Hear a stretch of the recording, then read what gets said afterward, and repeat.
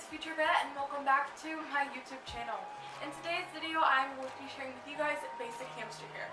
But before we begin, if you're new to my channel, please hit that subscribe button down below to become a member of the Pet Fam and leave a like on this video if you want more hamster videos. If you have not seen my most recent video, which I highly recommend you watch, I'll be linking that in the description.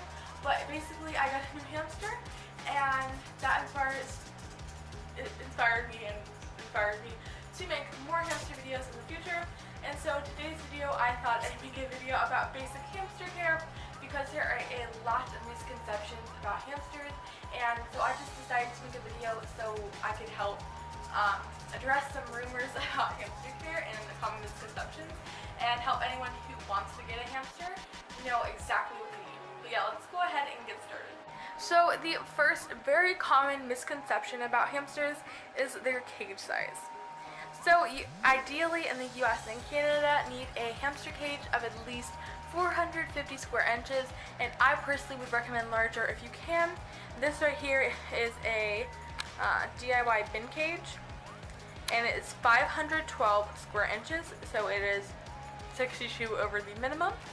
And these are very cheap. This costs like $20. You just buy a storage bin over 450 square inches or at 450 square inches, and you can put hardware mesh on the top. But personally, I actually have some holes drilled on the top of mine. I don't know how well you can see that, but I have holes on mine. Yeah. And this may leave you thinking, why does my hamster need such a big cage? It's a very small animal, and it shouldn't take up this much space. And that's where a lot of people are wrong.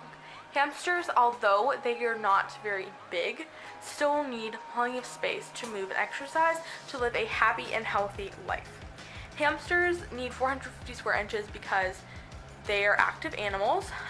Well, not all hamsters are active, but a lot of times dwarf hamsters are the most active, and that is why they need the same size as Syrian hamsters. Syrian hamsters, their items are a lot bigger than dwarfs, so they need more room so you can fit their items in requirements for their care. I feed my hamster every other day because my hamster, she likes to go find all her food because I scatter feed, which is basically where you don't use a food dish and you just sprinkle their food all around their cage, so they have to go and find it.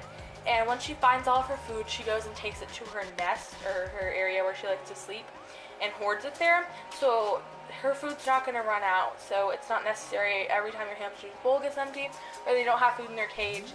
That does not mean that you have to feed them every day, so I personally like to feed them every other. So right now I am just cleaning out my hamster's wheel. I do this every week, but you can do this every couple of days if you'd like. Hamsters need a different size wheel depending on their size. So for dwarf hamsters, I would recommend a 6.5 inch wheel over there. And for Syrian and Chinese hamsters, I would recommend an 8-inch wheel. But for most Syrians, they are going to be a lot larger, so you're probably going to want about a 10-inch wheel. Make sure your hamster's running surface is solid, because hamsters will develop bumblefoot if you have a barred or mesh wire wheel, because their feet will get stuck in the cracks.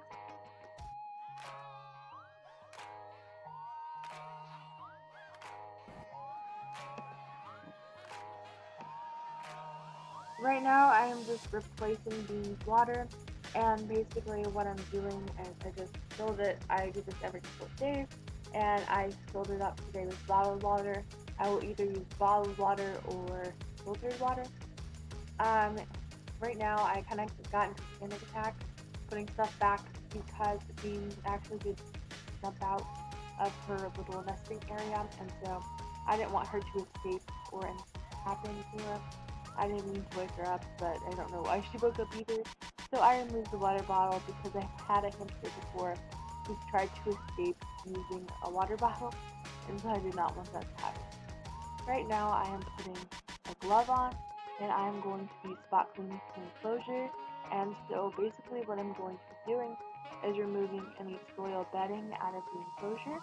However, I cannot get all of it because Bean's little area where she has made a nest and keeps her food, where she actually just came out of, she's peed over there, and I can see it. but I'm not going to take any of that bedding out at the moment just because I am afraid she's going to bite me if I try to disturb her, and that's her personal space, and I'm not going to go invade her personal space.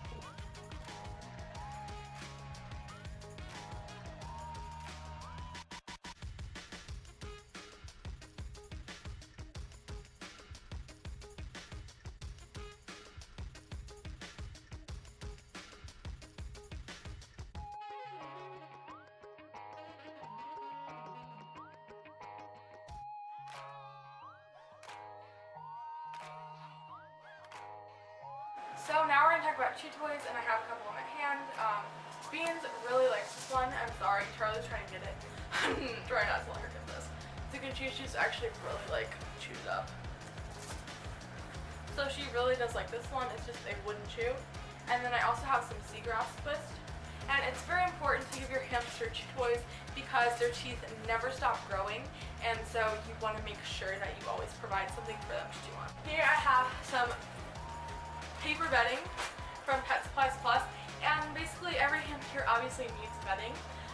You want to make sure that it's safe for your hamster. So Aspen wood shavings are safe, paper-based beddings that aren't scented are safe, and those are the only two beddings that are actually safe. Pine, cedar, softwood, all not safe, going to cause respiratory issues for your hamster, and scented paper beddings are also going to cause issues for your hamster. So you want to get something obviously that's not that, and you want to put about 3 to 6 inches in your hamster cage. So for your hamster, you are always going to want to have a hideout. Right here I have this green plastic igloo, and it's important to have a hideout because hamsters are prey animals and they don't feel safe all the time. So if they really want to, they can use this hideout. I also have this bendable wooden bridge which doubles as a toy, a chew toy, and also a hideout because they can, Charlie's standing, they can hide under it. And then they can climb on top of it as well as chew it because it is wooden. Here I have a toy. It is just a cardboard toilet paper tube, and it's like a tunnel. And then have my chew toys, and there's more in the back where she is. And this is basically all you need for a hamster. Anyways guys, that's gonna end today's video. I hope you enjoyed, and I'll see you in the next one. Bye guys!